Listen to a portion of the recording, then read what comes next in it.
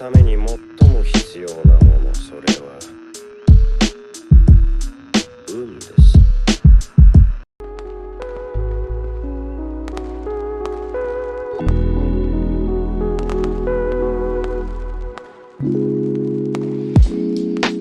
Everybody, and welcome back to another edition of the Project Webtoon of the Project Webtoons podcast here, coming at you one more time as we bring with the latest, hottest of all the biggest webtoons coming out there. As always, is me, your big man Sleepy, and across the airways.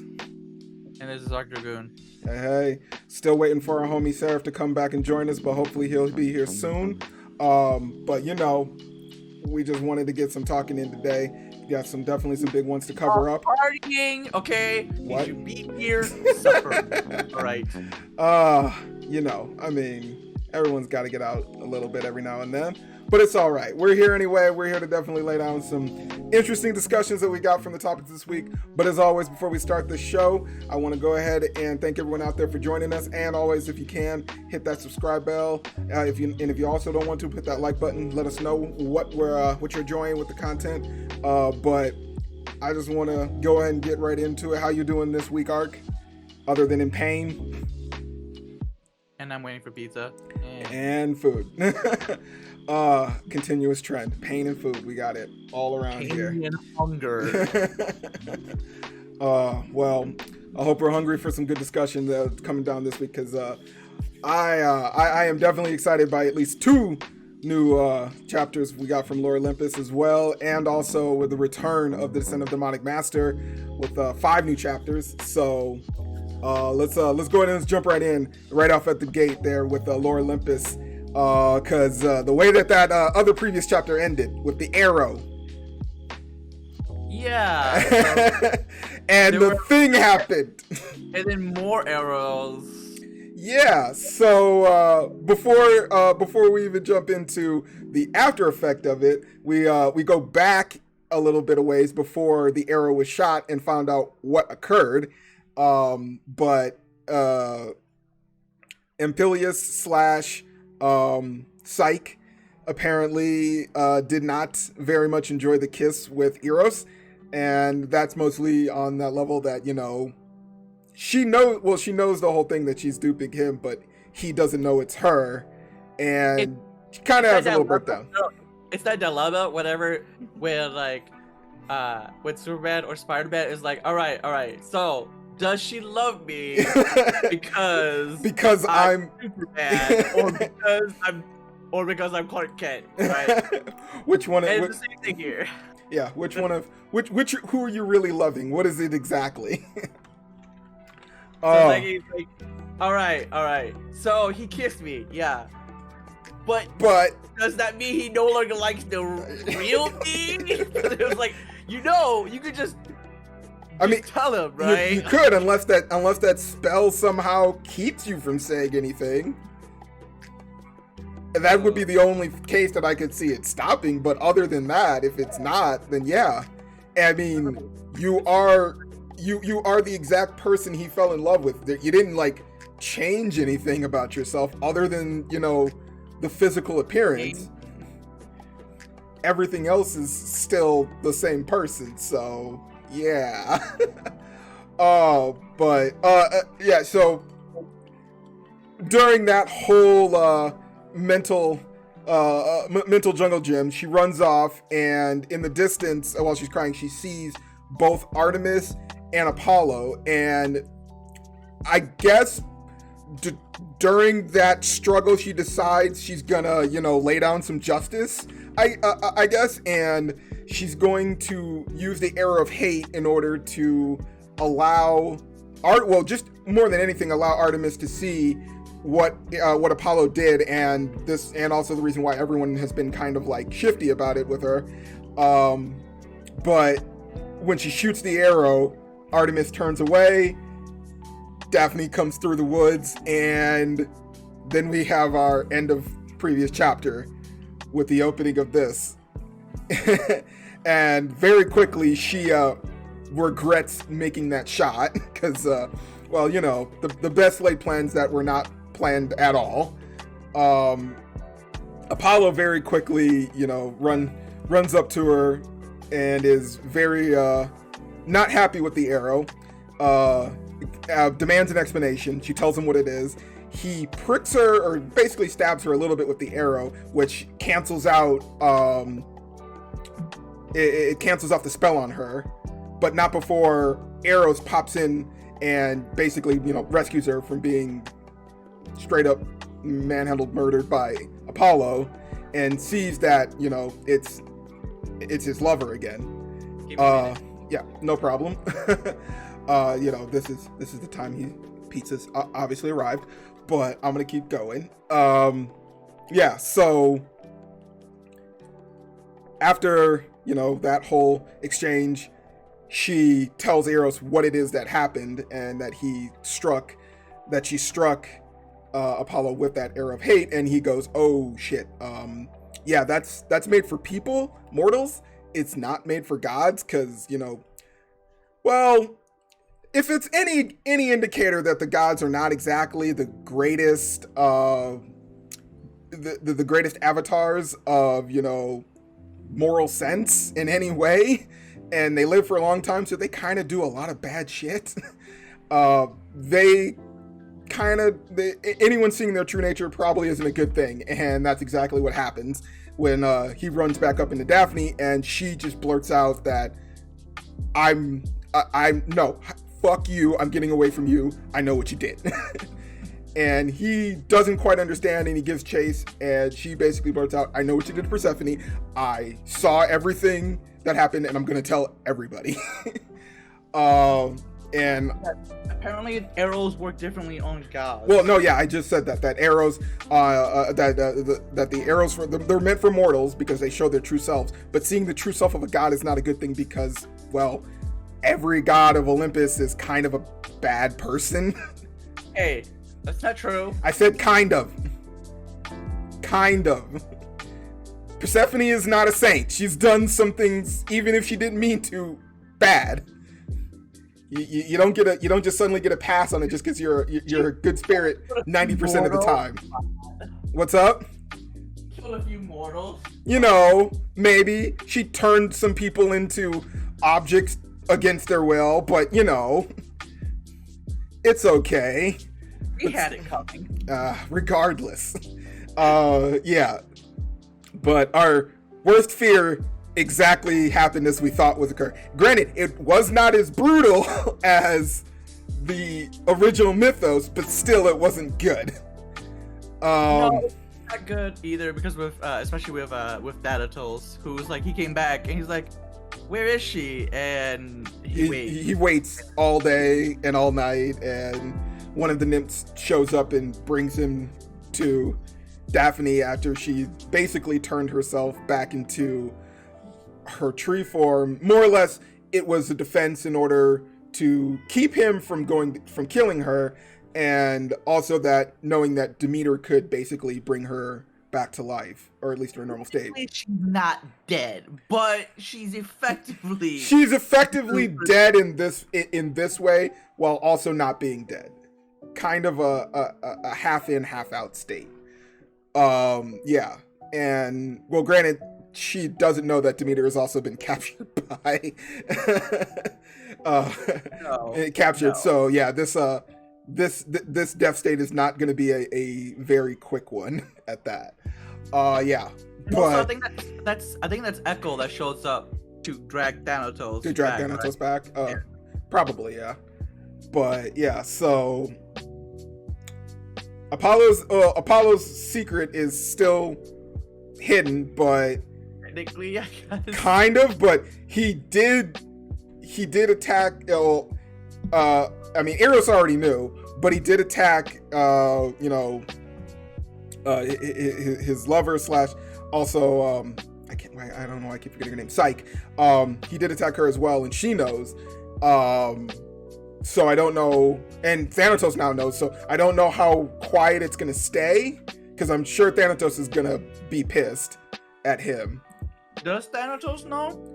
I mean, I don't know. I mean, he at least knows that she's been transformed back. I don't know if, even if he doesn't know the exact reason for it, the fact that she is, I'm pretty sure he's probably going to go at least on some kind of investigation to figure out. And we know that there are at least two people that do know what occurred. And one of them clearly was not at all against trying some way to get this truth out. So I don't think she would be one that would keep that hidden. Eros very much will not say anything. He just doesn't seem at all to want to be the one to like push people to reveal the truth for them. Not that he which is weird. Push. He's established why that is. Well, yes, he has established why. But granted, like you said, he's also the gossip character. So the fact that he's keeping his mouth shut is, yeah. So Apollo's a 2 for 2 on the shit scale now, and continuing his reign of everlasting terror. How did you at least enjoy these 2 chapters for exactly what we got? We got music. We did get music. I had to turn it off though because I was speed reading.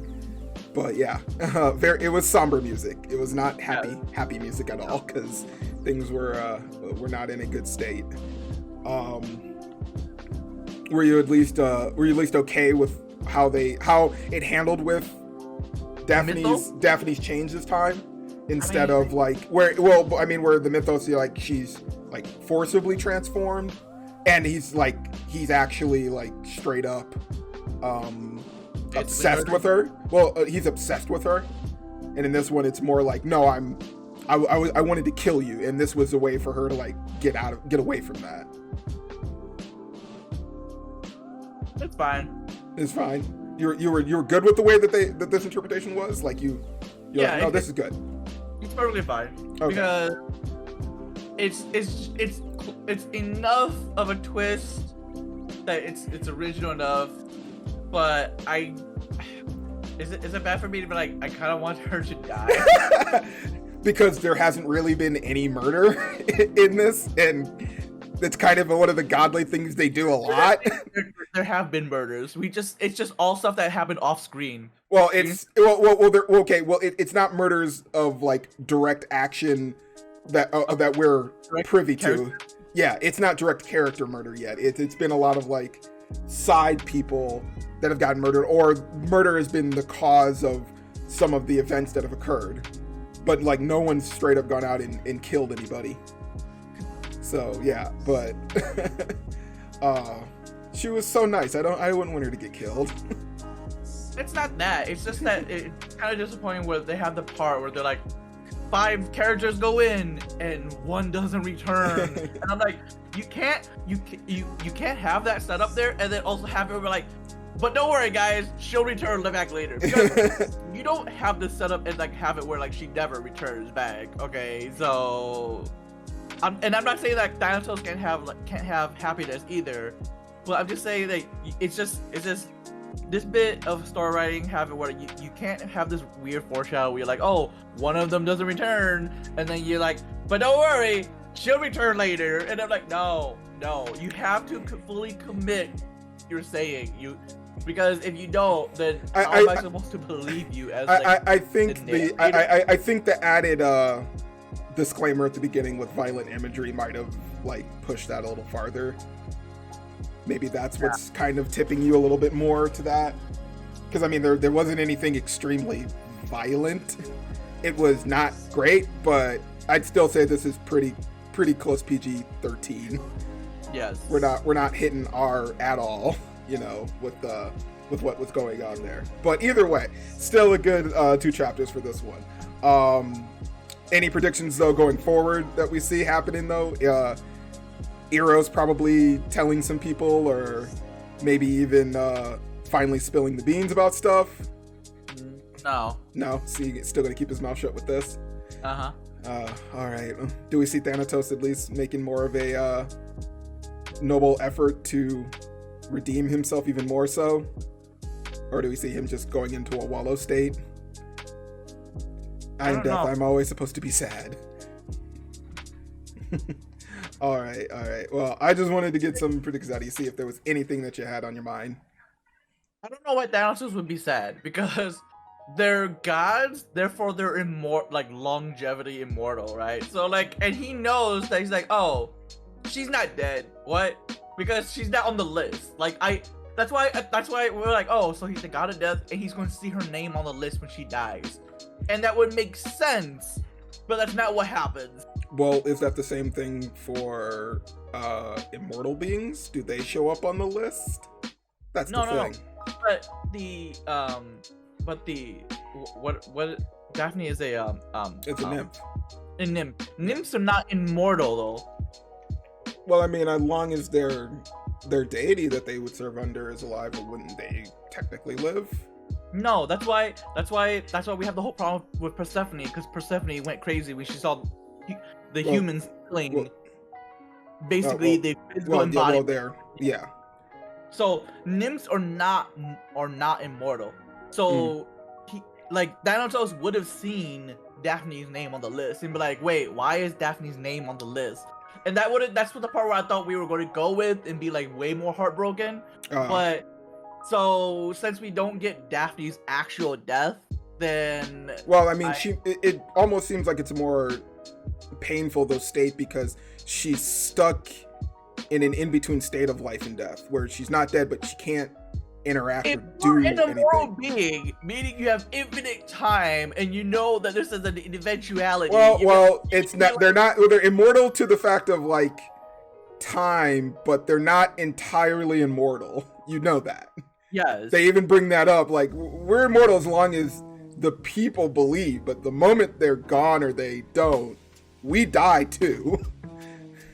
So, yeah, our immortality is still, up in the air how we describe it.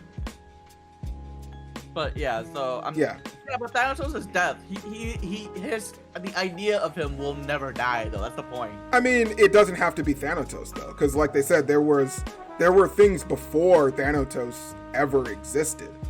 Mm-hmm. The underworld and all of that was all in place before the gods ever showed up. So even if, death itself is still believed, it doesn't mean the concept of Thanatos himself will still be the, caretaker of that. It will transform to someone else. So yeah. But either way, we don't want to go too far into theology here with all of that. Anything else though on those two chapters that you wanted to bring up or discuss? No, that's it. All right, cool. Well, all right, we'll move on here to our next one with the return of the greatest master of all, the descent of the demonic one. I'll let you take this one with 5 new chapters, 101 to 104. Continuation. Well, kind of have continuation. Big event happens, and then we flash back into where we left off in 100. Yes. Yeah. So they're at the amusement park. Yeah, we have it where they start off at the amusement park. I guess they start to go through the date, and they're like, "Hey, let's go on all these rides and stuff." And then our main character's like, "Man, these things are lame." Because he's just very much like, well, I don't think that the main character thinks they're lame. He definitely doesn't seem like he's enjoying them as much either. Like, he doesn't have the same like face as her, but he has the same like the blue line thing, where he seems like, okay, I wasn't expecting it to be like this kind of thing. I guess he's not made sick by it the same way she is. No, because he's obviously he built differently at this point. So then they go through the rides and stuff, and then the kids are trying very hard to be like, we are trying to leave you two alone. Do you not get this? Well, I mean, half and half with them trying to say, well, they set the whole thing up, them trying to leave, but then Johan is constantly like going along with them. Yes. Like, she doesn't want to be left alone. Because apparently she doesn't know what to do with it either, because she's like, Yeah. oh, wait, what do I do with this? What is this? How do I do this? What? Yeah. A date where the person who knows that it's a date is very headstrong about actually making it a date. Yes. But go ahead. And then as the day goes on, the kids separate from them and they're talking, but then there's basically like an attack on the amusement park, and we find out that it's an attack by what's his name? I don't remember his name, but it's the bodyguard of the granddaughter. Yeah. Of the Marshall Union. Yeah. The one. So he goes back to try to take revenge, and he blows shit up, and he causes there's the kids that are on a not the merry-go-round, Ferris wheel. The Ferris wheel, and the Ferris wheel stops, and it's about to drop from the sky and stuff. So he goes and rescues the kids. And then while that's happening, then the guy goes and attacks the girls that are in the bathroom, and he's going to try to hold them as hostages. But then he was not going to hold them as hostages. Those were not his words. He was going to murder them. He was going to murder them in order to take revenge. Yeah. So. Which is weird because he didn't kill the granddaughter. No. I was really confused about his revenge angle. Like, I know you got your ass kicked and all, yeah, but I was like, okay, I know you got your ass kicked, but I feel like this is a bit extreme just because you got your ass kicked. Like, I was confused because when he was like, I want you to feel the pain that I felt because I couldn't protect, my charge, but at the same time, it's like, yeah, but she explained what was happening to him, and he ended up helping them, take down the gang, and also, keep him from basically getting killed anyway. So I was like, was the idea that you were just super humiliated, and that's why you want revenge, and so, but even again, like, if he was just like, oh, humiliated, he was trying to seek revenge, then at the same time, you're like, I feel like this is still a really extreme just for this, though, right? Well, I mean, he went and he found someone to teach him demonic arts. Yes. And he decided to use that in order to take revenge against him. Which, yeah, I feel like that's a weird extreme. So I don't know if something else happened that he wasn't telling us. No, I think they're trying to allude the fact they're like, oh, because he has demonic arts now, that he's now crazy or whatever. Well, for sure. Yeah, maybe that's it. Because, I mean, I know that the demonic arts just automatically drive you insane, so maybe his logic is so skewed that it's just, I did this because revenge, so revenge is the entire reason. Well, why do you want revenge? Revenge! And that's as far as he got. Yes. Basically. Yeah. So. And then we also have the scene in which the marshals, right? They talk about oh, these guys failed and blah blah blah. What's our next plan and whatever it is. And then besides that, then they send someone to investigate, right? And it's this really hot chick.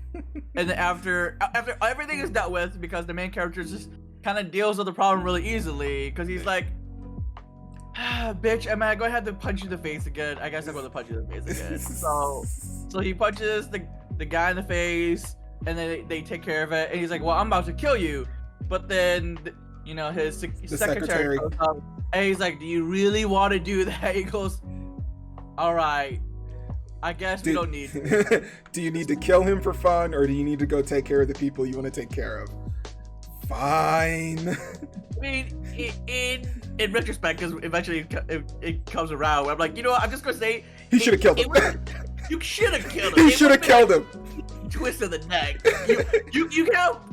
This is where you have your cake and eat it too, right? Because it's not like he was like struggling against you. You were just like, oh, let me just kill you now, and then I could go and also take care of everyone else. Yeah. Right. Like, and it's a problem that he didn't clean up, and it's gonna come back to bite him, because the guy escapes again, which is really weird. Because, granted, this guy has an actual like tie to him to want his revenge, where the last person he killed with demonic arts was just someone that the association sicked on him, and he killed that guy just because he killed a patron that shopped at the coffee shop. That's it. Mm-hmm. Mm-hmm. And he left him for dead. So I guess because there's no one, because unless someone physically like gets to stop him, then he doesn't stop. That's basically what it is. Because guess. he's just like, nah, why would I stop? Right? But then someone has to like point out, like, do you really want to do that? And he looks at it for a second, and he's like, oh, right. Maybe I shouldn't, because I'm trying to be a regular person, quote unquote regular person. Yeah. Yeah. It was a weird thing. It didn't even turn into like an inner conflict even for him, like where his other side would show up usually and be like, yes, do the killing. This is what you want. This will bring you back to me and your strongest self and all of that. It wasn't even that. Like, so I was like really confused with the direction, like the secretary, like, you could kill him, if you want to, and I won't stop you. And I'm like, but why does this really have any effect? Is it because it's in the open? Is that what that is? Like, he's doing it so publicly that's a problem? Because if he does this behind closed doors, which he's done plenty of that, I don't understand why this is like so needed to be a thing. But other than like to give more suspense of, well, there's another demonic person out there walking around with a straight up boner for wanting to kill you. So, okay, we just need to keep that one in our back pocket. This seems more like it was just because we want to use this for later. This is for the story. Yeah, it's for the story. That's pretty much what it seems like it is. So, a little inconsistent to at least the character and everything else that has occurred. No, it's not that it's inconsistent. It's just that it happened really fast. I guess. I guess I would say it's inconsistent. If you give me like your complaint is like not seeing the struggle. If you just give me a single panel of like his other self is like, nah, do it, and he's like, and then he kind of pushes it off, I can at least understand then. Okay. Well, that's what I'm saying. That's what I'm saying. It's not that it wasn't there's time. It's just that's an inconsistent thing. Like, instead of that struggle with himself, someone else tells him, but he doesn't really make sense as to why it's a good or bad thing. Like, there's no negative to him not killing him as there is to him just leaving him alive. You know, there's like there's no loss there, because he could have just gone back to them and been like, yeah, taking care of the problem. Are you all right? In the same manner. But there was a little bit more though. Yeah, so then we get also back to the Marshals bit where they talk about how ever since the introduction of our main character, the demonic cultivators, they've gathered again, and like they started forming a group under his leadership. But it's not really under his leadership. It's just under the one guy who's it's under his single disciple. Not really. It's not his disciple. It's just the one remaining guy who's like. I mean, what would you call the future disciples then? He's still a practitioner. That's what's up. Like a descendant. Yeah, I guess a descendant, but he's still a descendant disciple. It's still a descendant follower. Yeah, okay. That's better. Yeah, a follower, a descendant follower. Because like his followers just go around like, guys, he's finally back. And they're like, wait, what? He's like, yeah, I met him.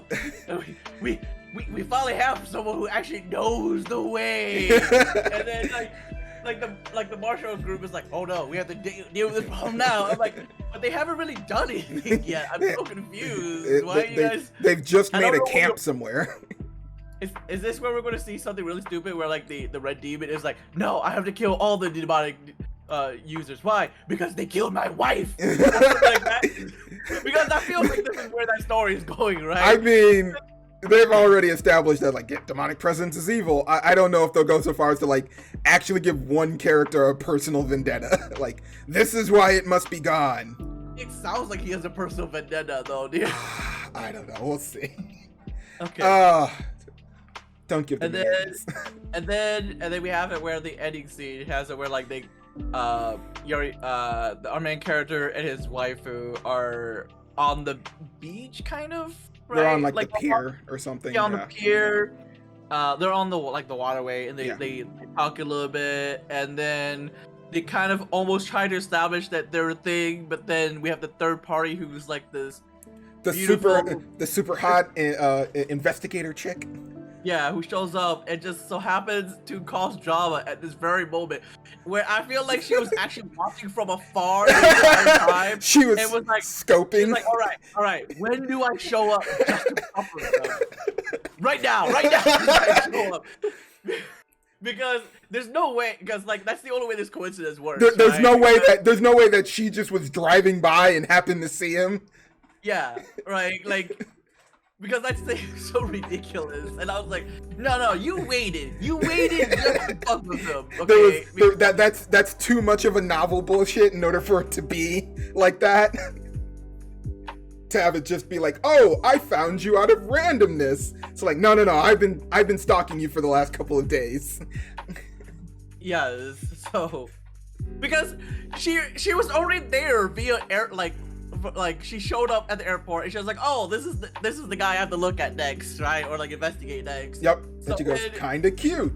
Yeah, so like she already like she's sent by them by they're only maybe not marshals, but like I think we don't know, but they're from England and they call themselves a part of the Round Table. So yeah, so like I guess the Western version. Western marshals, yeah, pretty much.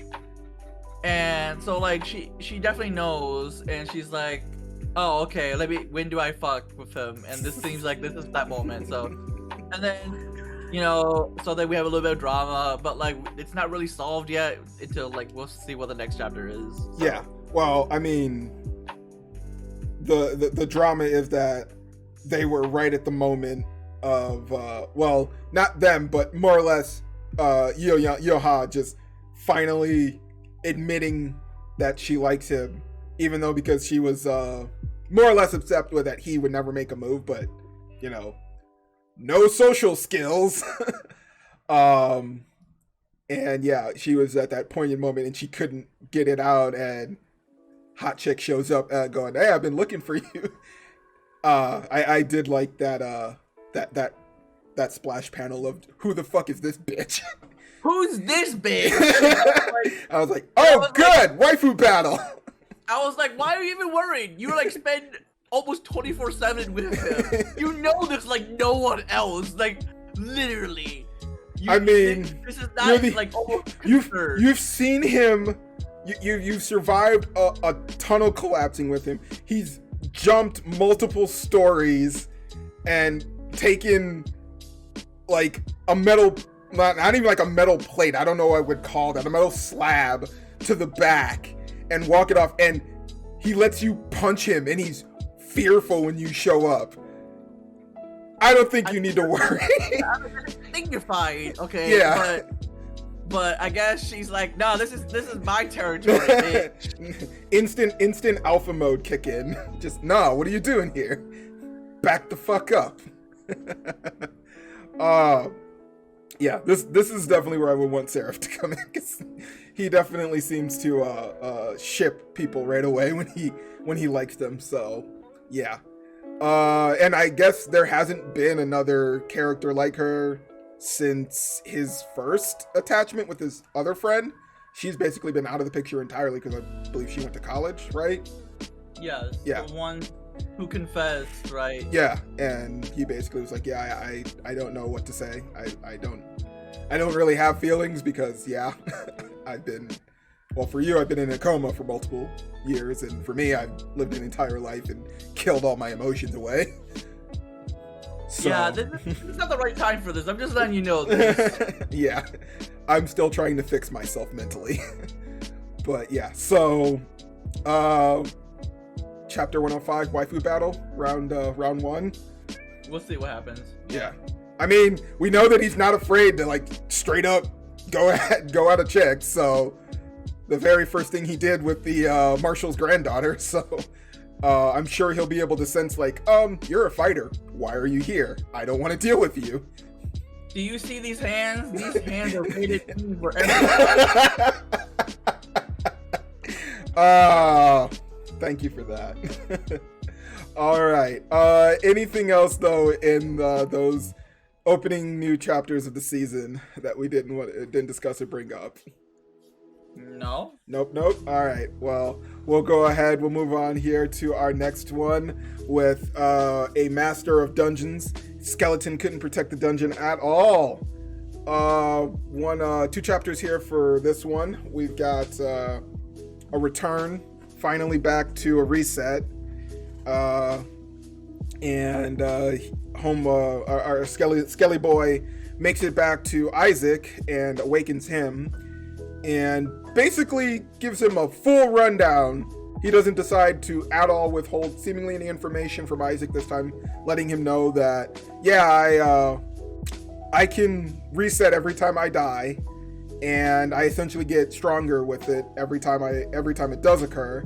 And I've met you multiple times, 5 or 6 times. Isaac basically surmises that, yeah, so when I die, I actually die. When you reset, you go back to you essentially go to another timeline or another world.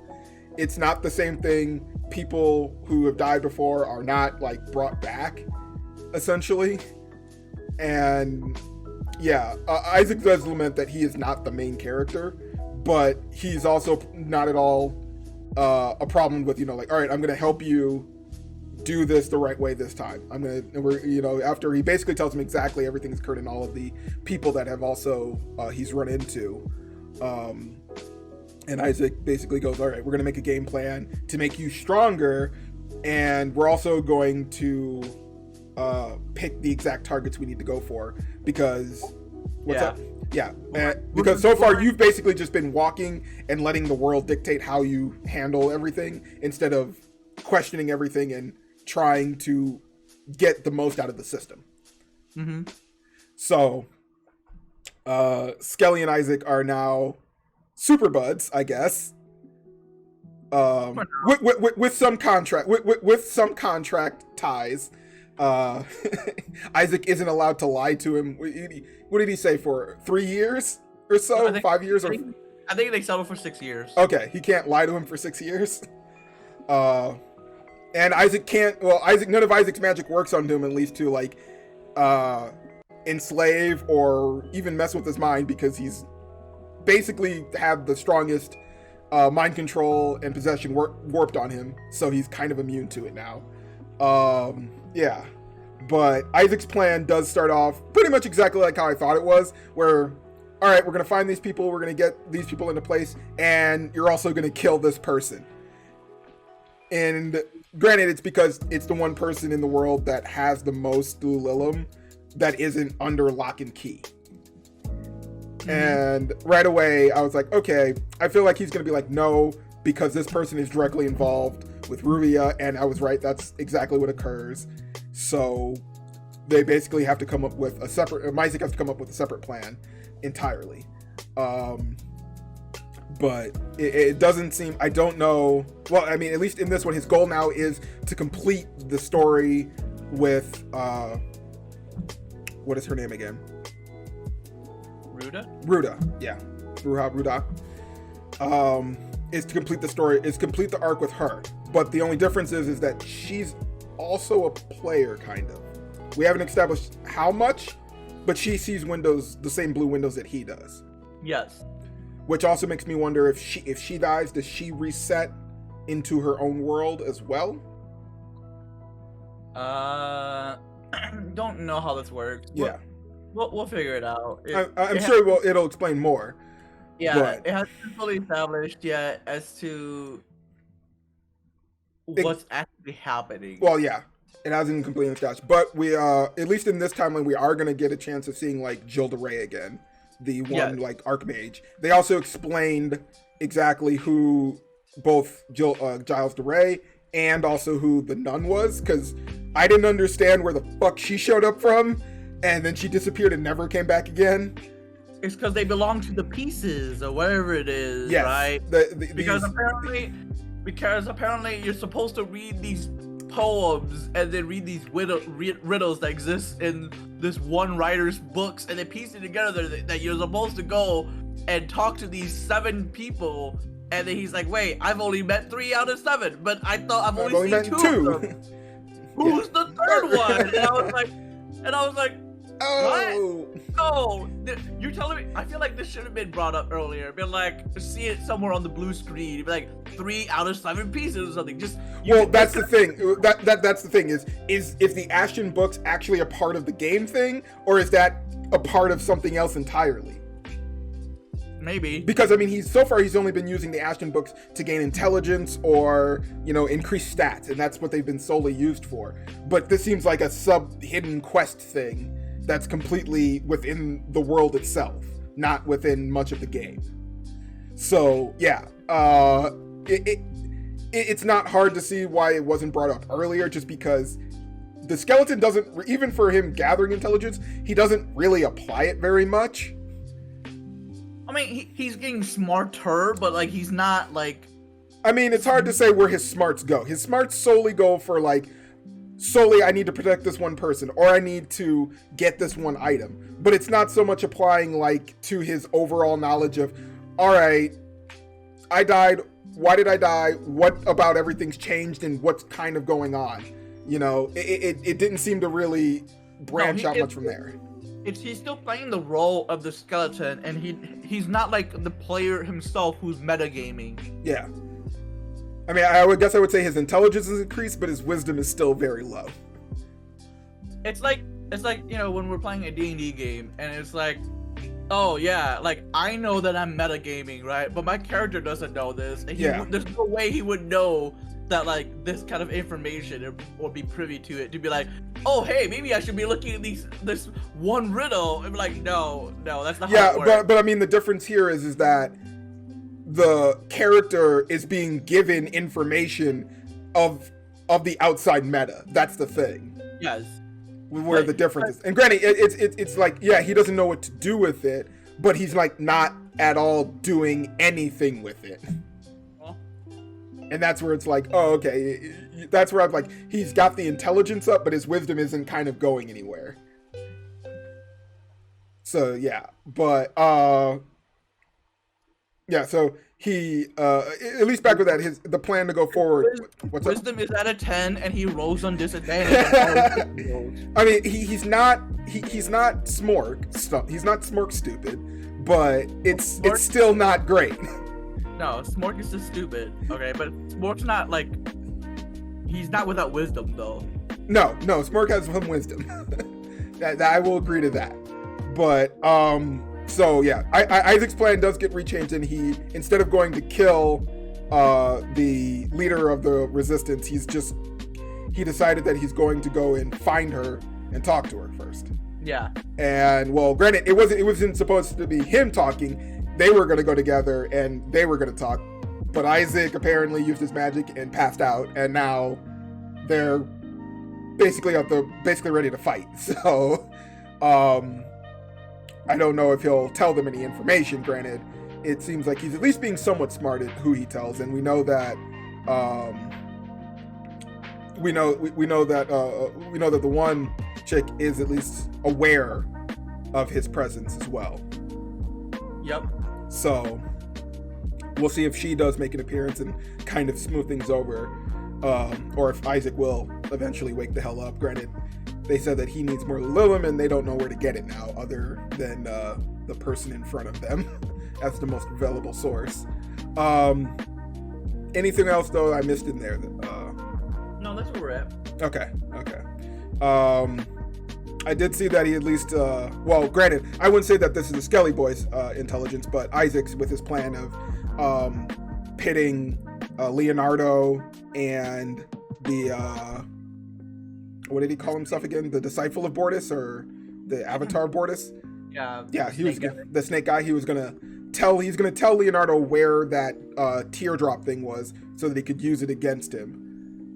So yeah. I mean, this is the first time where I'm like, oh, the plan that actually does make sense. You're gonna you know who some of your enemies are, and you're kind of like pushing them into the right position so that you can kind of move in and out without having to deal with them head on. But we're also finally gonna like target the royal family, or at least try and figure out what the hell is going on with them. Because I still don't know if the royal family is evil and behind everything, or we get told that like, oh yeah, the king isn't the king, and they're like, wait, what do you mean? He's like, he's just a literal puppet. Well, it's not even like the king isn't the king. He's like, all of the royal family that you see ever are not the real royal family. They're all puppets. Yeah, they're all puppets because there's only one king, and he's been like controlling them like throughout the entire time. Even I haven't seen the real king throughout my entire years, and I was like, I feel like this should have been something that was brought up earlier. Okay. I mean, it wasn't important to our character at that point. It's more important to Isaac. But still, yeah, but we went to go attack their castle before, and the royal family once already, and I feel like Isaac should. Well, no, he didn't attack the royal castle. He went to go attack the mage's tower. Yeah. No, because they were delivering the lilium from the mage's tower to the. Oh well, the no. royal Okay, castle, yeah. Well, that plan was to attack a tunnel underneath that the guards were transporting that lilium. It wasn't to attack the actual stronghold castle. They were just trying to get the goods, and that went bad again. But still, he's never actually straight up been like, yeah, I need to go and take on the kingdom, or I need to go and find the royal family. He's just pretty much like left them out of entirely any equation. And granted, most of the players that we've seen so far are all people that are supposedly either working for the royal family, or they're like the secret society, but I don't know if like the royal family controls the secret society, or if it's the secret society is trying to manipulate things so that they can take over. That's the part that I haven't been 100% at least clear on, because so many people have just shown up and been like, I'm evil as fuck and I'm gonna kill you, but I work for the kingdom. And I'm like, so are you the bad person, or are you just following orders? And more conspiracies. So we'll figure it out. Hopefully there's still like a lot of branches that I'm still not 100% on. Like, we haven't gone back like to like where he picked up Isaac and that one kingdom and their whole thing. I'm like, he hasn't shown up, or he hasn't like talked about that guy again in a while. So I'm like, weren't you also going to be like turned into slug people for either the Bortus thing or the kingdom? And yeah. So many little things. So many little things. But anything else though on those chapters? No. Nope. All right, let's go ahead. We'll move on to our next one here with our favorite RPG developer in Let's Play. You want to go ahead and take this one for chapters 141, 142? We leave off after shortly. Our girl here meets up with Marshall and has like a conflict with herself, and she's like, wait, but was I supposed to not be horny, like, right? And then shortly after that she has feelings. Yeah, she's like, I feel things. Am I supposed to be, is this normal, right? Mm-hmm. Then I guess shortly after that we have it leading up to the part where basically we move over to Charles. Yeah, we move over to Charles, and Charles is struggling as to like figure out. We don't know why at first. Right? He's like, man, I kind of regret not having sex because now I'm all like worked up, but he internally isn't really worried about sex. He's more like, was it right to do what, like what happened there? Like, she's so like he's so used to dealing with people who are what's the best way to describe it? Who are experienced, right? Well, I don't know if it's to say he's used to dealing with people experienced. He's used to dealing with people who are strictly physical, no emotional tie, and he laid that rule. He laid that rule down. Yeah, ever since he's been, he basically separated from his wife, and he's like, oh, I only want physical touch. I only want physical because I can't deal with the emotional whiplash that comes from, and I just accept that people are physical beings and just want the physical desire. Emotional things make it messy. So Charles. It's hard to say. I don't think Charles is like struggling with it. It seems more like Charles is struggling with, I know what I said and what I laid down to her, and I know that she's an innocent person and doesn't actually, she may logically understand what I said, but mentally and emotionally, she may not, and yet she's still willing to carry out a relationship with me, even though it's not going to be an actual relationship in that sense. And he seems to be struggling with the very notion of, do I actually feel like I have feelings beyond just a physical means for this person?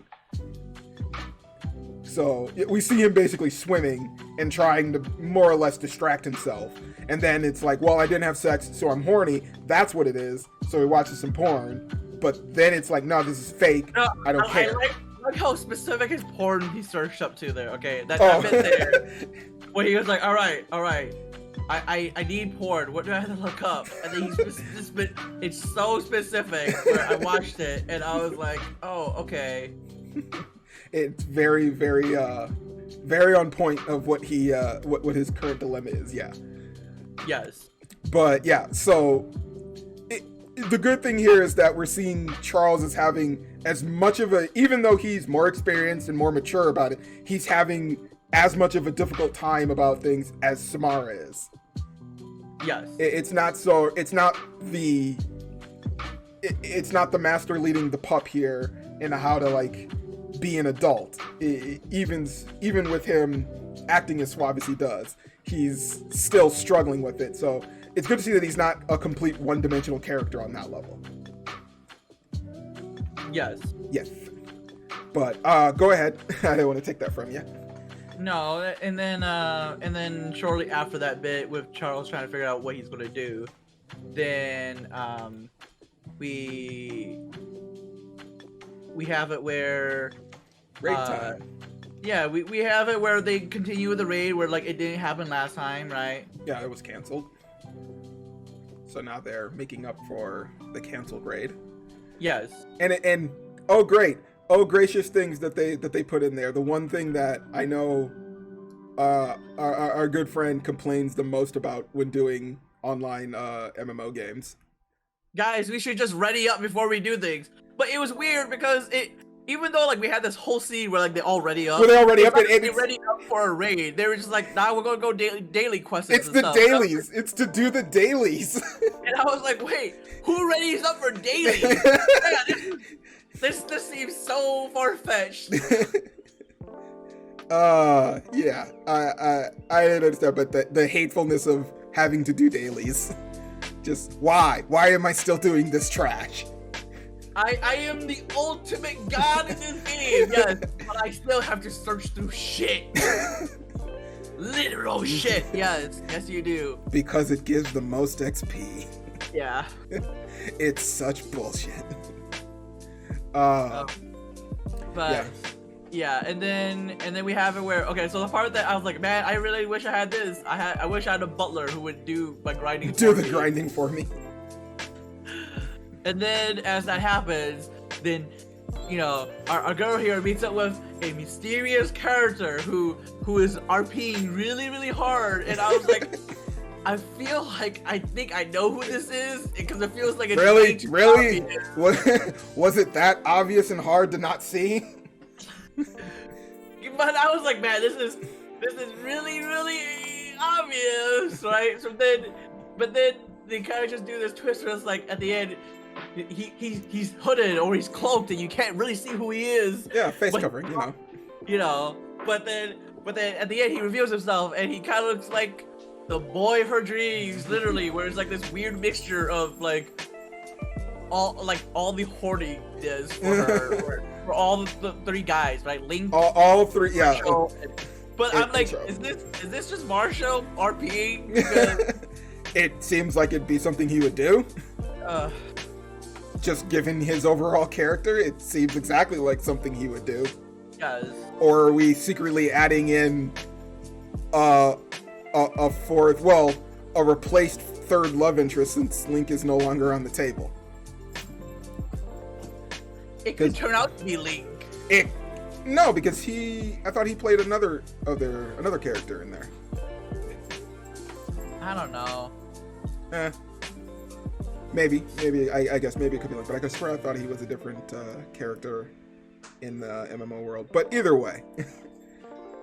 It was like, so I was like, oh man. So then, that's where we end up with, where like, she's like, oh no, it's another hottie. And I was like, oh, okay, this is where we're going with this. Yeah. I mean, between Charles and Marshall, I think Charles has quite the distinctive advantage in a lot of categories over Marshall for, the affection levels. So it probably is good that we throw in just a weird wild card here, as it is. But yeah. I guess we'll have to wait till our current chapter, at least this weekend, to see if it is a new person or if it is just Marshall playing RPing. How much do we got on new character? I have no idea. I mean, what if it's one of Marshall's other friends? That'd be really funny. That would be really funny. But either way, anything else though you wanted to bring up on that? No. Nope. All right. Okay, we'll move on here into our next one with only one chapter from Mookhyang Dark Lady. Just a real quick continuation of the previous chapter where the king of our nation that is about to be obliterated is informed that they really don't have a defense to handle the meteor that's coming, at least for the smaller surrounding towns and cities. No, we have no actual plan here, guys. Yeah, because our nuclear weapon against all magical threats has disappeared from... No, it's not just because of that. They explain it very well, where, like, it's like... Okay, so it's like if you're playing an RTS, yeah. Right? If you're playing Civilization, right, and you focus on one technology, all you have is just that one technology, right? Yeah. So that everyone else has... Okay, I mean, I can see it in that same manner, but at the same time, they literally had the strongest basic defense against that other, of not learning those other technologies. So it's like, yeah, we didn't learn that because we have this giant shield that protects us from all of those other possible issues. But we didn't come up with a plan if that shield, breaks or doesn't work for a couple of days. Yeah. So that's what happened. Yeah. I mean, they do go into more detail about exactly how that came to be, which it makes perfect sense. But the fact that the strongest mage that they have that isn't, the magic tower leader, the dragon, is basically a fourth or fifth level mage, and she is old as hell, and it took her that long to even reach that establishment. The chances of them even getting someone even close to the dragon's level would probably be years in the future. And even then, the fact is that they themselves don't possess the knowledge to do it. So someone basically has to blindly research into being able to get to that level. And that's when they make the decision to have that one, the one current strongest mage, go into the dragon's tower and basically read his knowledge, or well, not read his knowledge, but to activate a plan that they have, and that is that he left behind basically a portal into. No, it's not even just a portal. They're like, oh no, we actually don't have a real problem here. Why? Because we could just go into any capital of any. Well, they created a portal into every capital, every possible capital that could basically cause them any real opposition. Yeah, and I was looking at this and I was like, wait. I feel like you guys could have won long ago. If they were like, if you had something like this, I don't know why it was never utilized. Why it was never utilized. I don't know if there's some explanation deeper, either that they don't say, and it's like, well, this is just our insurance, and that's what we used to keep them all in check, or if it was something entirely else, like, yeah, we could do that, but the moment we do it once, everyone else is gonna know, kind of thing. Like, it has to either be an all or nothing gambit, and at the time we didn't kind of have the established power to do that. And they don't seem like they were in a rush. It doesn't seem like this war, well, the war isn't in a rush for them to get, more land or anything. They don't really care because they're the largest empire. So, it's not really seemingly something that they cared to do, but it was more or less, this is a just in case thing. I guess, but like even then, it seems ridiculous to have like a perfectly fine Deus Ex Machina here, and like no, we had this all along, and I was like, wait, you had this all along? If you're like discovering that like someone had like the Lazarus pit, and you like, look at it and you're like, wait, you had this all along? Yeah, and you didn't use it at all. No, why did I? Why should you? I'm so confused. I'm not a monster. Why would I do that? Oh. I don't know. I'd have to say that there's got to be something deeply specific. Either A, they can't use it without him. He has to be able to be the one to supply the magic to throw it in, or they needed enough. If he's not there, then they needed enough mages in order to properly utilize it. I don't know. They don't explain that part. But yeah, it is a very weird added Deus Ex for unknown reasons. You just had to give me like some sort of like actual reason as to why, and I would have been fine.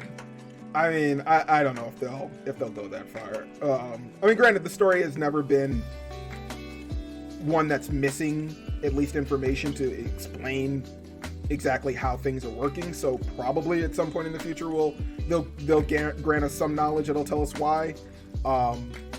My guess is still it's because it was in the mage's tower and he basically was like, no, this is your insurance, but I'm not going to let you use it just because, kind of thing. Yeah, because I mean, granted, if he did and he knows there are other dragons around, and if they start just storming all the areas, and maybe that pisses off a dragon that was so in the area, and it's like, well, now there's a whole new problem that I got to deal with. So I don't know. I'm throwing out tons of guesses here on that. Any from you though? No, I have no idea. None. Not even a faint one. No. All right. Well, that all ends in the culmination though of well, at least not before that, a fight between, I don't know what that kingdom is called. It's not the Cinders Kingdom, right? Do you remember what it's called? There's so many kingdoms here now, I'm not entirely sure. Yeah, well, at least the kingdom that we know that originally tried to take the dragon bones, but lost it. We know his king and one of the others were duking it out, and basically this was more or less just a battle of mechs and wits to talk about at least the power levels and differences between the two. Not too much to explain there other than just a really nice fight with some information, but that led over to Dark and his dad in a standoff, and it appears that he has told his dad that his Titan has a dragon's heart. Yeah. So I don't know if Dad will like hearing that as much, or... I feel like he doesn't care. Well, I mean, he seems so like, oh, so there's a dragon's cart, and... Like, did right? you do that? I mean, yeah, like... He doesn't care that, you know, he fought another dragon, or wants to fight other dragons, so... Yeah, I don't know. I'm not sure how invested Dadin is about the race.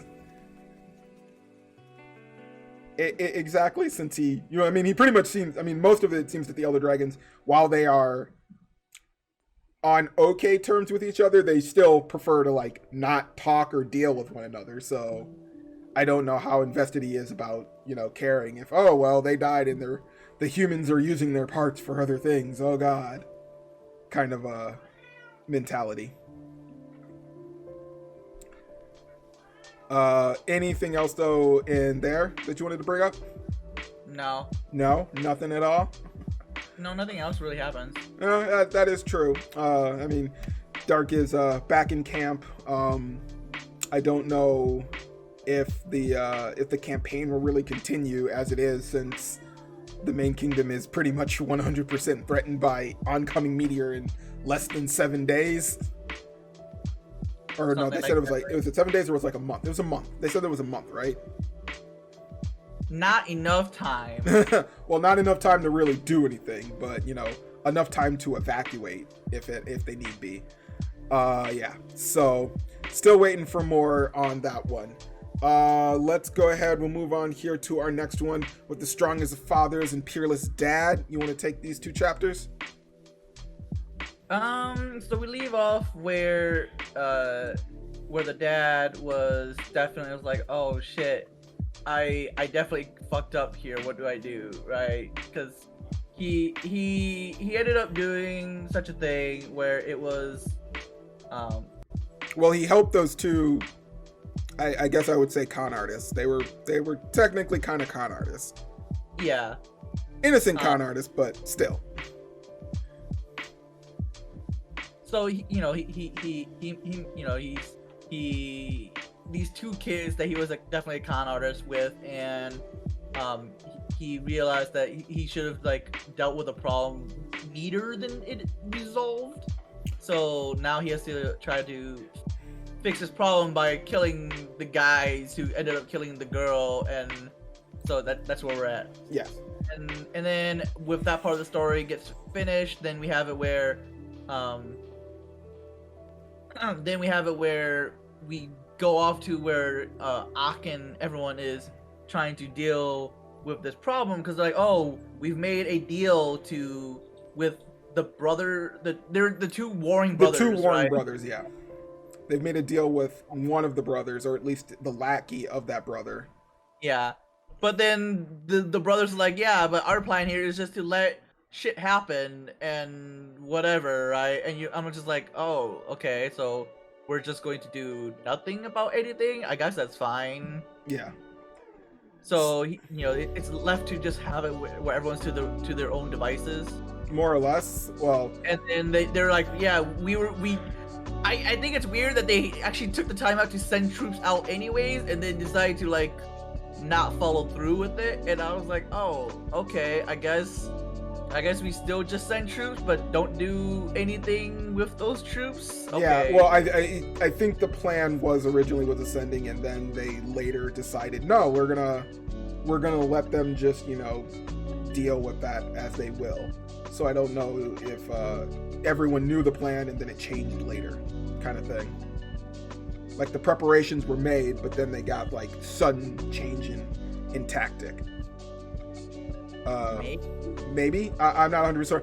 I'm still a little back and forth because the one brother that they're working for is not. It isn't the pretty one, right? It's the other.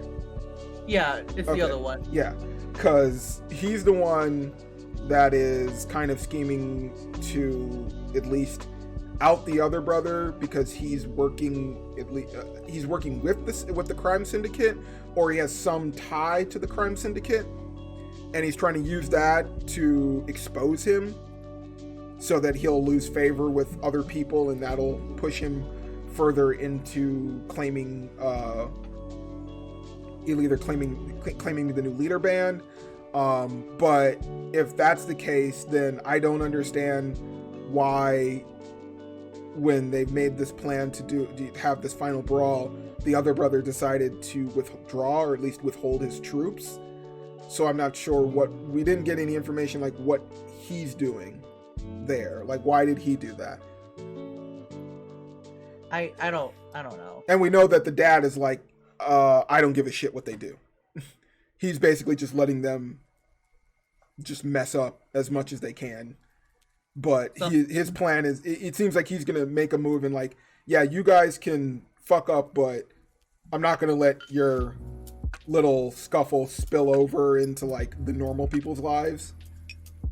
So Something I think, like that. yeah, I think he's trying to like keep their little war of succession to themselves and not just let it spill out into the rest of the Miram world. Since he's basically almost to the, I don't know if he's on the point with washing his hands yet, but he's almost to that level. The same with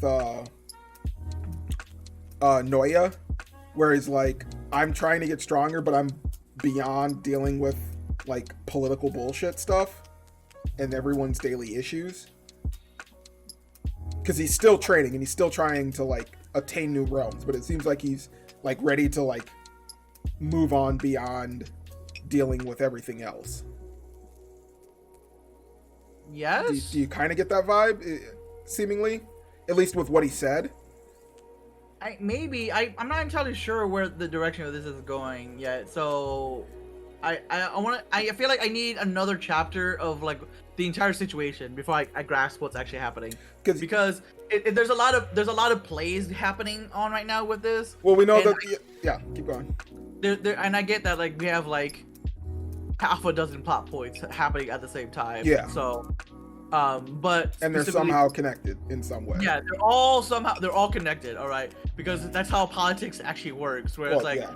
Oh yeah, we have power plays on everything, guys. And I'm like, oh, okay. And just one quiet family trying to just do their own thing. We're just trying to live. And it's never that easy. It's always more complicated.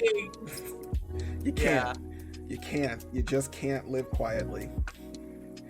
Bilbo couldn't live quietly. No one can live quietly. Everyone has to have a large adventure. Yeah. Regardless of all the death. Yes. So that and then we end with not knowing what's going to happen next. So we know that Ak and the first-rate warriors and also the dad's gang are all in this battle, at least with this hidden syndicate. I'm guessing with that opening with the one nameless warrior was just to show off the death flag that guy's gonna die, and that's why they opened up with him. But you mean the part where he was like, his wife was like, no, don't worry, or his wife is like, I need you to come back. And he goes, don't worry, I'll come back. And I was like, man, these are some really high raised death flags. Some real hard death flags, straight up. Yeah. I'm not sure.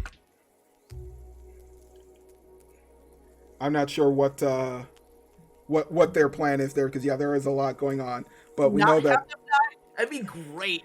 Only because like I just want to be like, hey guys, you thought this was a death flag, but you were wrong. And I'm like, oh, okay. We gotcha.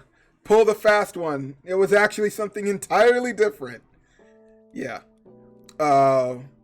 Yeah, I don't know how this is supposed to turn out, because we've had Ak be like this fucking just badass assassin for so long, and now he's like relying on other people to hopefully make a plan work, and I'm like, this is a little worry-inducing, because it seems like he is very much not in control of the situation at all. But yeah. Anything else though on those two chapters we got for Peerless? No. Nope. I'm still wondering when Pops is gonna make it back home. He is sidetracking himself so much. And inadvertently, he's also helping destroy the crime syndicate because he's going after this guy. Yes. So I'm kind of wondering, like, if he's just, like, suddenly gonna run actually into the battlefield with Hawk and be like, what the fuck are you doing here? I was here alone! I don't remember this. Okay. I don't remember seeing you. Why has this battle been such a struggle, then? That doesn't make any sense. I don't know where we're going with this, but... it's a good kind of confusion. Alright, well, we'll go ahead and we'll move on here to our next one with the strongest level up player in solo leveling. I'm gonna say for these couple of chapters, very mid for me. I don't know how you felt about that, but like next level predictable. We have it where the fight ends really fast, so... I mean, there wasn't even a fight. We got the first 2 chapters were real duels with him. The loss, the into the nether realm, talk to himself, and subsequent, all right, I'm going to give you 100% of my power. You are now the new king of the king of the dead. So you do your thing. And we come back and Dad's defending him while he's going through the transformation. Dad gets, taken down and they're about to try to throw a blow. He pops out pretty much instantly. The Beast Monarch runs off. Frost Monarch's like, nah, I'm gonna stay here. I'm not a punk bitch. Nowhere in his class anymore. They basically, the whole, I'm like, I don't even know why the Frost Monarch was still here because we just got a whole entire, exposition drop telling us yeah, the Shadow Monarch's not actually a monarch. He's one of the rulers and he's stronger than all of the other monarchs combined even. They're jokes to him. So the fact that he's like, I'm gonna 1v1 this good, I was like, okay, I don't know where the tension is here other than you getting just completely dusted. And then we get this sad moment between him and his dad that I was like, but there was no real build up to this. He wasn't hunting around for his dad for the last 20 chapters or anything. So he was like, I found you. He's fading into nothing. Is it the rulers who are doing this? No, actually, originally they wanted me to kill you, but then after you were starting your transformation, they decided they wanted me to save you. Oh yeah, I missed you all that time I was in the other world, but when I got back, I didn't instantly come and find you guys or anything. It's like, okay. I feel like this is I'm supposed to be drawing the emotional connection here, but it's so quick and just over that I'm like, well, you brought Papa Wu in and then you didn't really do anything with Papa Wu, and then now he's just gone. So yay, more loss of humanity for the MC, who's already kind of a emotionless robot at this point. Some words there. I think you're absolutely right. Where I felt like I needed a bit more fast. It's not like I don't appreciate closure between him and his dad. All right. No. It's more like, guys, this is way too fast of a closure. Can I at least get one more chapter before this? That's all I'm asking for, right? I mean, if there had been more of an arc for him, doing this search or anything to find his dad, because the moment he knew he was still there, he basically still just continued to do what they did with the story. He didn't send his shadows out to all right, go find this one person, you need to locate or anything. Nothing happened. So I was like, there's no established tension to it. And then he just shows up. He's not even technically alive when his dad does appear.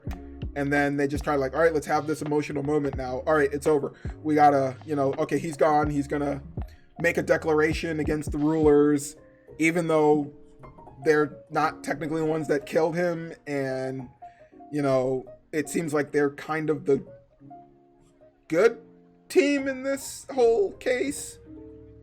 really. Granted, neither side is good, in all honesty. It's something. I don't know. Yeah. But yeah.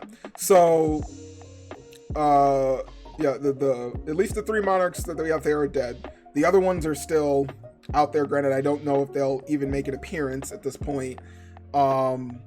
But the gate is still wide open, and they're waiting for the next challenge to basically drop out of it, which they say they think it's supposed to be it's supposed to be the King of the Dragons, who essentially is the more or less the leader for the army, and whoever side that person takes is more or less the charge for the start of the war.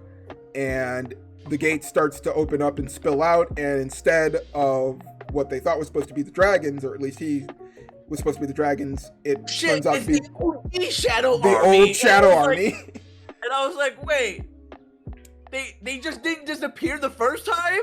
I'm sorry, I did not know that apparently, like, if you turn into a shadow, you just stay a shadow forever. Like, well, I thought they just they get wiped out into nothingness. Regardless if your summoner faded away too, like that's how this worked, right? Like this is like if like we're playing Diablo and I'm the summoner and then I died, but then my pets don't die with me. You're done with you. They just chill and linger. And they just chilled and linger and did things by themselves. And they're like, wait, how are you still getting XP? I'm like, apparently my pets just still kill things without me around. And I was like, just endless life now, whatever. That seems so ridiculous that the OG Shadow Army comes back, like... Yeah. Well, but, yeah, that makes me wonder, is the OG Shadow Army against him, though? Or does the OG Shadow Army just like, alright, well, you're the new Shadow Monarch, we have to test you, alright, well, we'll join you now. Now you are twice as strong. Because, I mean, I don't think the Monarchs are going to send anybody else to go after him at this point, so... He really doesn't have too many things he's going to kill and make a part of his army, but a whole new Shadow Army appears. Well, I'm good now. Did I just get is this a secret bonus level?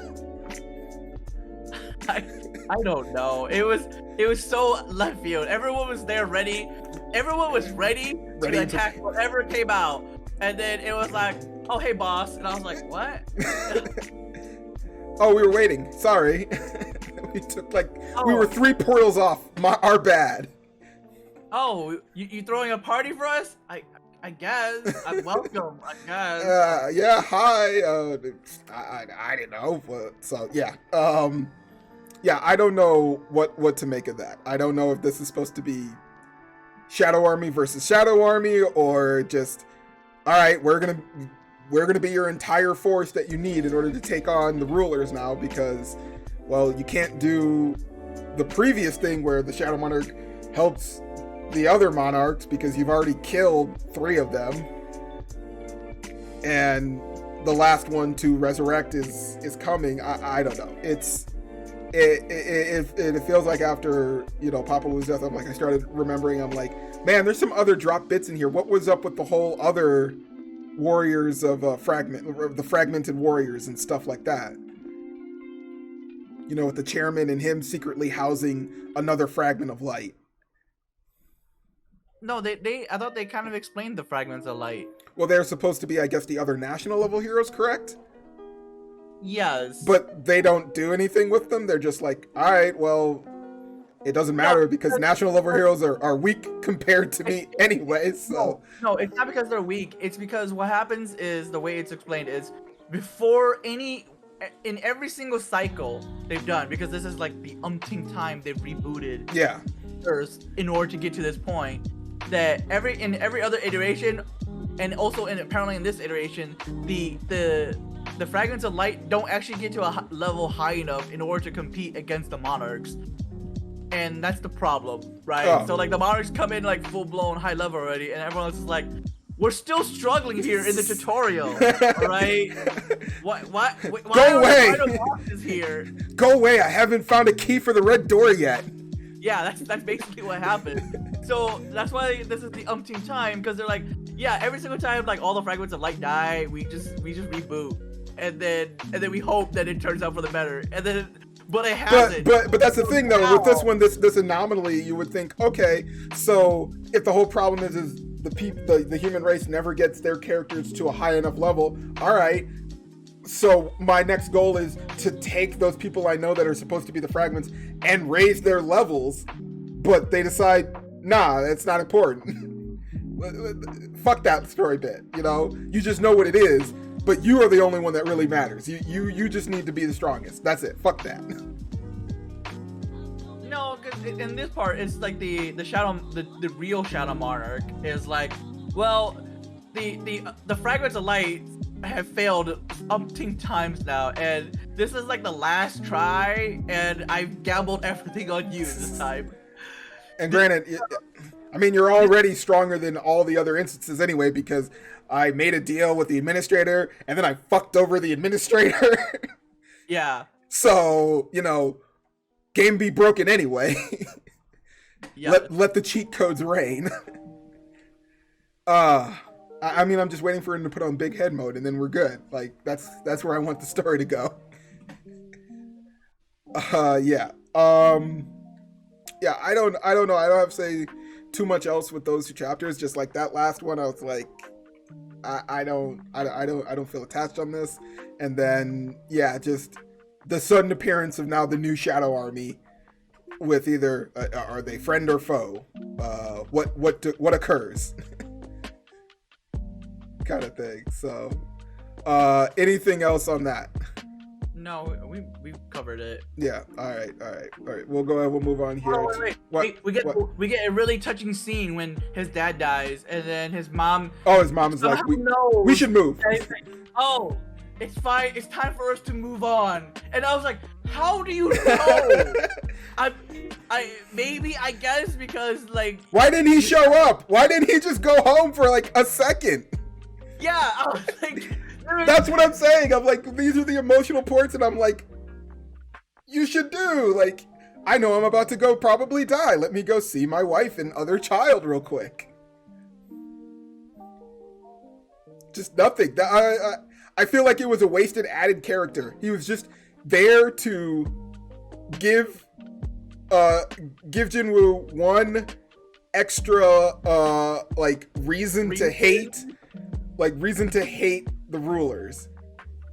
I guess, but even then, even though it's the rulers who kept him alive in the first place. His dad is a character, non-character, a MacGuffin. I guess he's a MacGuffin, yeah. Yeah, I a Chekhov's gun that doesn't fire. No, it fires. It just fires like a dud. This bullet was blank. Yes. All along. Yeah. I don't know. Either way, let's go ahead and let's move on here to our next one with beginning after the end. 116, 117, especially from today. If you haven't read, definitely stop here, pause, read, and then come on the way back.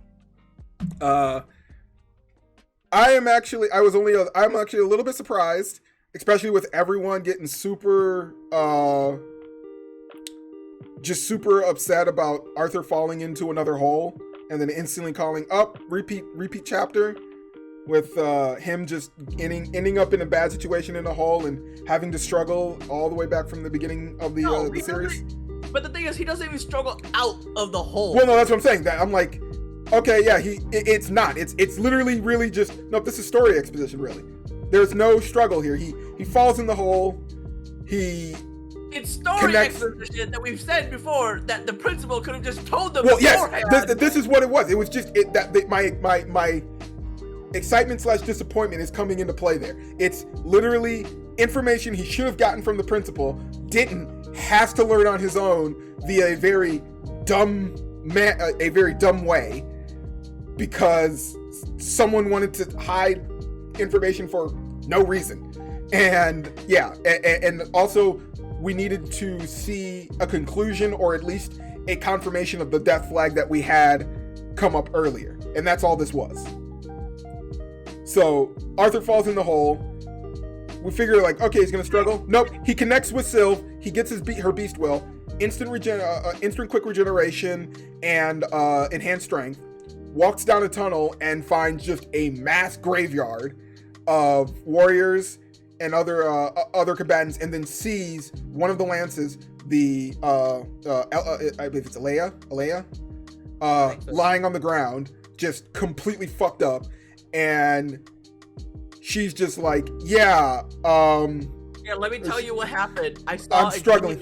Yeah, let me tell you what's going on happening down here, and just gives him a flash vision of everything that occurred, and he just vomits because he just basically witnesses her pain as she's more or less just dismembered slowly by this unknown entity.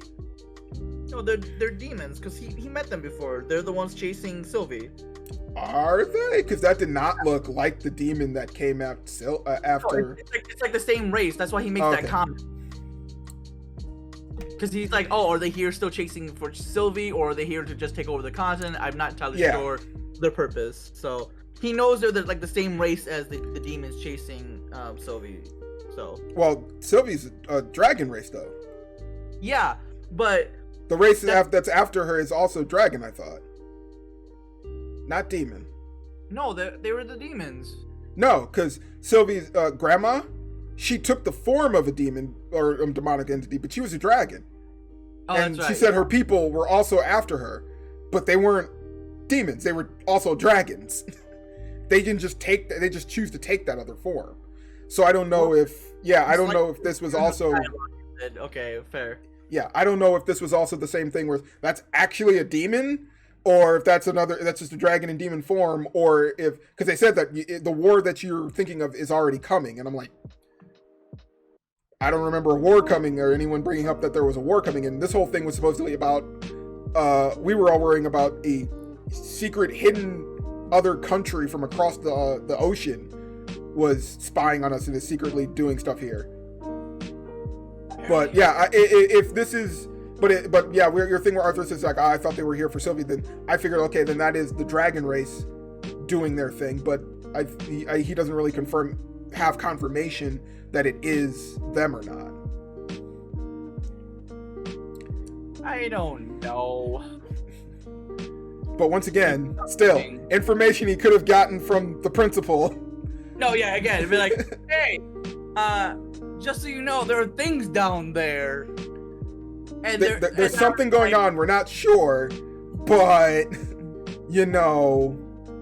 just in case, be very careful. No, it's even worse than that, because like after he confronts her about it and like tells her what happened. Well, he doesn't tell her what happened. Well, he hands her the dog tags and it's like, well, they died. They all died, and then she goes, "Do you know who?" Yeah, she's like, "Do you know who?" He's like, and he goes, "Nope, I don't know."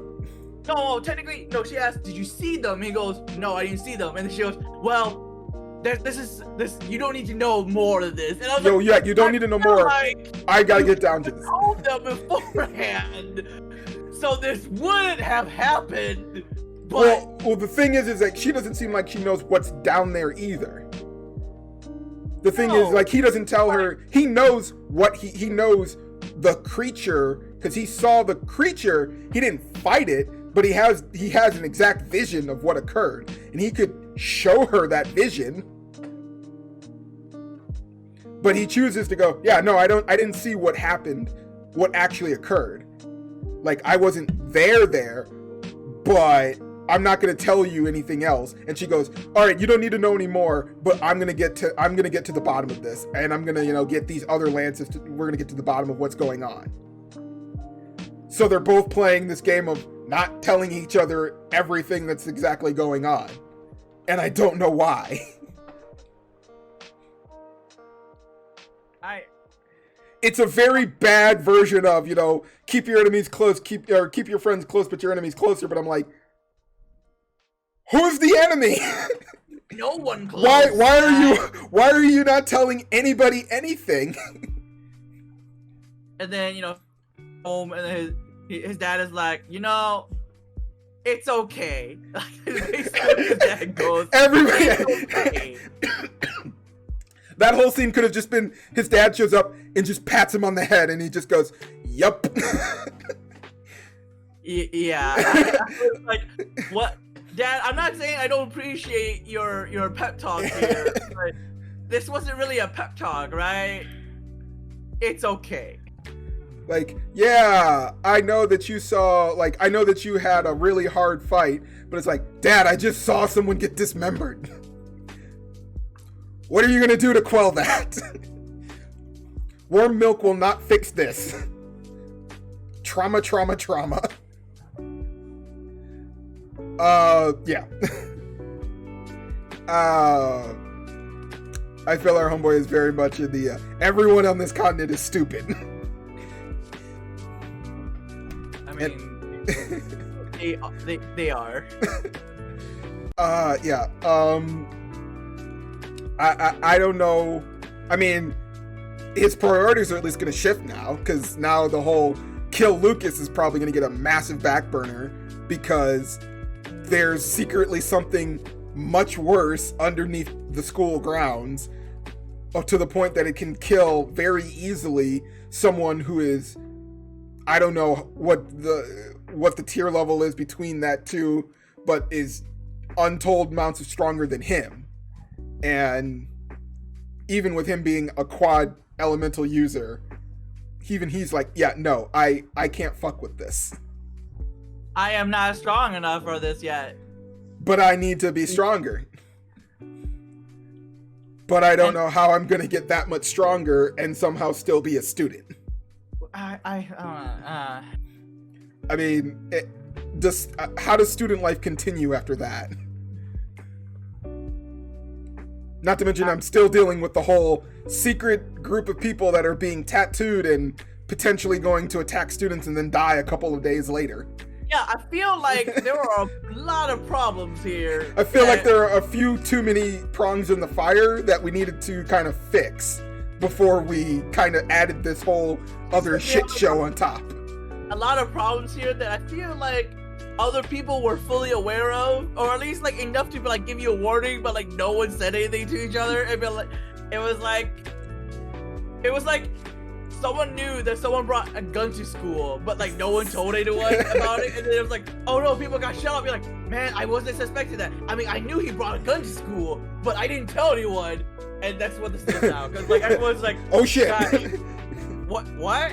You knew, you may not have known everything, but you knew something was going on. I mean, yeah, I heard shit. He told me. He said something out loud, but I didn't like actually think he was gonna act on it. He said he had a kill diary, but you know, I didn't believe in that. I figured like it was just some Death Note bullshit. At least, right? Nah. I don't know. I don't know if it's supposed to be the story of just showing like, I don't know if it's supposed to be mistrust or just a lack of communication, or who actually knows what is really occurring. It's just like, I feel like when I read being informed is very important, and I don't know why you're just withholding it. I feel like when I read this, they didn't feel like this was this incompetent. But like when you visually see it, then you're like, man, really... they're really kind of stupid. Like this is a situation that could have been less painful and bad as it is being. If you like someone just said something or spoke up or just told one person one bit of information, it would have completely changed how this went down. Yes.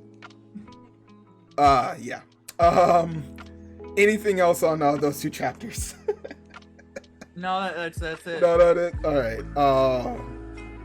I don't know. Is it the same way like this in the book, in the novel? Like, I only wonder, are they like this openly incompetent?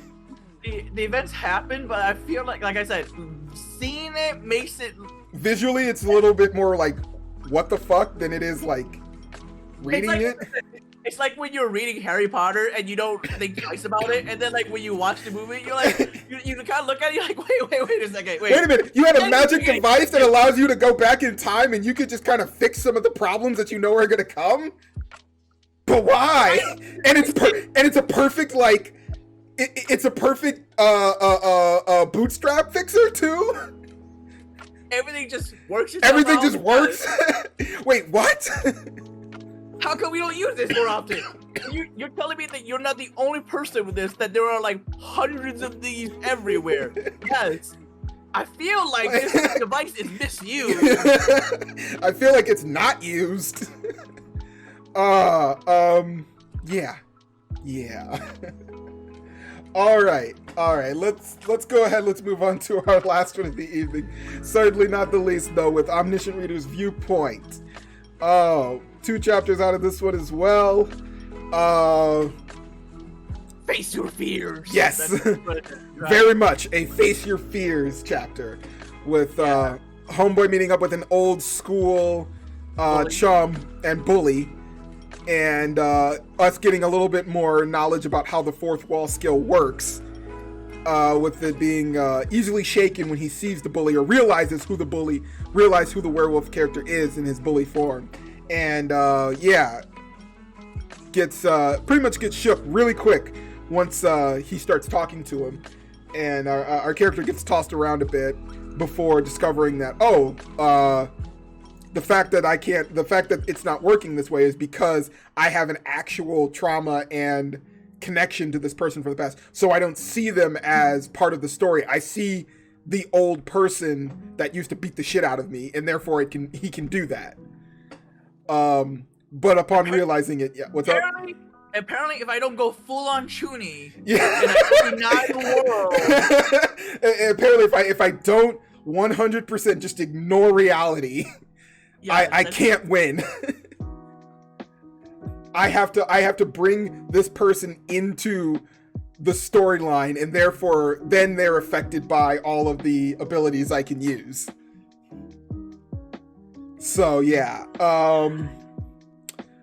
very interesting way of reinterpreting the ability that he gains, but also with dealing with his past affliction as well. Not too much to chew into those 2 chapters. Really quick, just all right. I need to solve this problem, and like the main character would, solves it very quickly.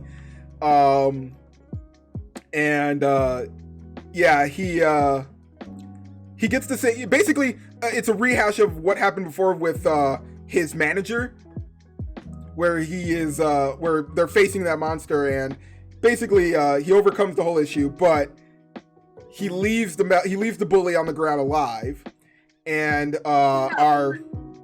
because he knows. Well, he realizes that someone else, that he's being sponsored by something. Yeah. Because of the way he's like, yeah, well, you have a wolf power and you have regeneration, but that's a little too quick. And that's his inner weeb coming out going, all right, I can clearly tell that you're being sponsored or you're being watched by somebody, so I'm not going to finish you off because I know what that does. And of course, the plagiarist, who clearly hasn't read the story as far as he has, at least in certain spots, kills the werewolf and is instantly put on the shit list by one of the constellations. Yes. Yeah. I'm just saying, if that's the case, then there's no point in killing anyone, because everyone's going to put bounties on everyone. It'd be like, no. Well, that's not entirely true. Not entirely true. It seems that certain individuals will get, their constellations will be more inclined, but not every constellation seems to have as close of a tie. Because we've seen him literally let other people get roasted or kill other characters before he gained his King of No Killing title. We've seen him go that far and not get in trouble. So it's more an observational skill of like, I can tell that something's a little off and I probably shouldn't kill you because I know that, all of the gods hold grudges. And granted, it's not like he's unopposed to making grudges against God. He did that in the previous chapters where he summoned one god and then told him to fuck off by summoning a bunch of other gods who are above him. So, yeah, it doesn't seem that they can slight him directly all the time. They have to have at least a direct reason before they can do so. But yeah, that was pretty much everything that happened in those 2 chapters. It was very quick. if you don't think so. What's up? That is everything that happened. Yeah, I mean, it was a very quick 2 chapters. There wasn't too much to really chew on in there, beyond the last one where with the whole coin farm. This was just a follow up to with the boss basically showing up and wondering what the hell happened, and it being someone he knew, and him just facing that trauma and, all right, I'm over that now. Off to whatever part of the story that I'm going to next. Anything else that you wanted to bring up on those chapters, especially with his team up now with the plagiarist? Granted, No. there's a person he could kill. Like, he's like, there's no loss here at killing this person either. No, it wasn't because there's no laws killing the person. It's more like he mentions that unless they were literally a human, he can kill them. So like, because his bully is now not a human and he's like a werewolf, he's like, oh, I can kill you now. Like, that's apparently what the rule is, and I feel like that's a weirdly exploited rule for him to be like, oh yeah, like on cooldown I can die once and all I do is just lose my items, so it's fine. And I was like, and the penalty is that you just can't kill humans. Yeah, that's basically it. And I was like, well, no, he could kill humans because he could, like I said, he could kill her, and there would be no penalty against killing the plagiarist. There's still penalty for killing her. I didn't see him say there was any penalty for killing her. He literally states like it would be worthless to do so because she's such an asset, I could use her, but I don't need her. It would be smarter to get rid of her just because I know that she's probably going to betray me. There's a difference between like getting rid of her and like killing her, though. I mean, I guess in that regard. Because he specifically says that when he was about to kill his bully, that he's like, oh, I can kill the bully because he's not human. Well, he couldn't kill the bully because he wasn't human anymore, because he become a part of that other race. No, yeah, because he was no longer human, so he could kill him. He couldn't kill him. No, read it again. He says he could. Oh, all right. I got figured he said he couldn't kill him because he saw that. The rule is literally it works if you're human, apparently. Really? I definitely would need to check that again, because I'm almost certain he said like I couldn't do it because it would give me the penalty. I'm pretty sure the way I read it is that he says that he can kill the bully now, but there's no point in killing the bully. Yeah. Blah, blah, blah, blah, blah. Yeah. Because that's why Oh. the plagiarist is like, are you seriously not going to? Like, because he can. Because he goes, should I kill him since it's an inhuman species? Should I kill him since it's an inhuman species? I'm not restricted by the king. I'm not restricted by the king of no killing anymore. The king of no killing was not based on species, regardless. If he pretty much killed any human. Oh, if he killed any. Well, it was just killing, and yeah, I guess it was killing all humans. Yes. So if he kills a human, it's the penalty. Well, it only triggered on that with that attribute. If he didn't have the king of no killing, he could kill humans and he would get no punishment. Yes, but that's why he doesn't want to lose that attribute, though. Well, he already doesn't have it. He says, "I'm not restricted by anymore." He gave that up when the King's Cup tournament ended. That died because the kingless world. No, he still has that ability, though. The king ability? Yeah, the king. Okay, so the king of no killing ability is the ability in which like they were in the train station. Yeah, they were in the tournament. But I figured that attribute went away once they finished the tournament because he's the king of the kingless world. He's not even a kingless world. He's no longer king. There is no king. He's just he's like a makeshift leader, but he's not really. He has no title because they're still trying to determine what that is. Since he broke the throne. Read the sentence correctly. It says, since it's an inhuman species, I'm not restricted by the king of no killing attribute. Okay. He doesn't. It's only specifically if it's inhuman. He still has the ability to like. Oh, that's why he struggled with before about killing the coin farmers, because he was like, oh, I can't kill them because like he literally did not. he indirectly killed them. I figured he struggled with it because he didn't kill that one monster way before. Like he said, I'm not going to do the killing blow because I know that there's something attached to this. And that's what happened here the same way. Oh no, you mean the treasure monster, right? No, not the treasure monster, the Wraith. Yeah, the one that was in the tunnel where they were like when he had the manager. The manager got the curse as well because he killed something that was a part of he killed a creature that was a part of a constellation's race.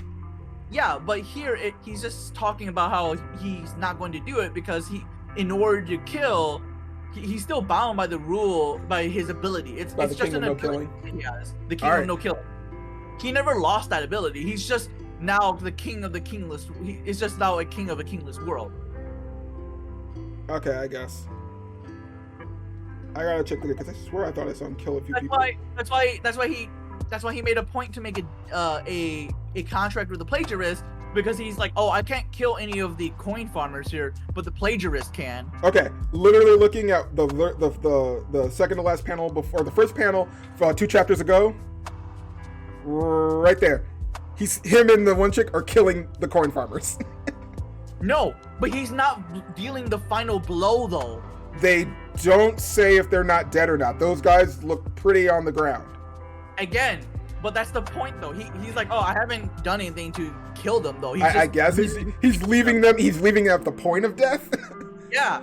Like, so it's their own blood. It's their own blood loss that's killing them. Therefore, I'm not doing the killing. Literally, what it is. I'm not the one who dealt the final blow. If they're too weak to survive, that's their own fault. I mean, I guess.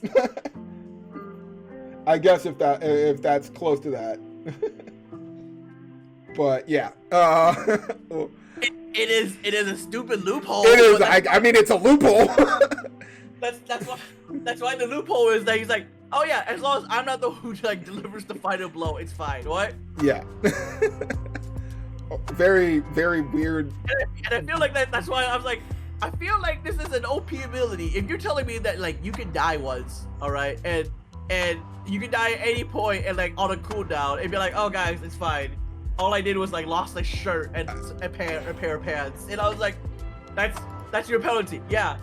What's this restriction? I just can't kill any humans. What? But in a world where everyone's going to get like superpowers and eventually get to the point where like no one's actually a human anymore. Yeah, but it's okay. I can just basically get them down to like 1 and then let them die, and I don't meet that requirement. I can cut off their arms and legs and just let them die of blood loss. It's fine. And I don't meet that requirement, I guess. I guess. I don't know. I didn't figure he still kept the king of no killing title. I mean, just because the fact is like, well, I mean, I don't know if the skill is recooled down then, because I'm like, I don't know why you're too worried about dying in front of like this one guy, because you'll just come back. But either way. Anything else though I missed on that? No, that's it. Are you sure? Uh-huh. There's something else secretly hidden in the text that I wasn't completely privy on? No. All right. Well, we'll have to see in the next chapter if maybe we'll move over to the other group, since they're also doing their own thing elsewhere in their own either workplaces or we can see area that caused them the most trauma, area that caused them the most hell. All right. Well, that one does bring us to the end of our list for this week, as well as the end of our episode. But thank you, everybody, for joining us. As always, you can definitely find us on Spotify, here on YouTube. All of our links are down below. You can check us out there. As always, before, you can always definitely hit that subscribe so you can be notified, as well as the bell so you're notified when we are coming with new episodes. Definitely hit that like button, let us know. Leave comments down below on everything that we've discussed for this week, as well as any other new chapters for other series that you may want us to talk up on. I know that we still have a few on the list that we're going through right now. Hopefully we'll have Seraph back here at some point. But at that end, I'm going to go ahead and close this out for the last time. It is Close Your Big Man is Sleepy. And this is Dr. Dragoon out. Yeah. All right, everyone. Take it easy.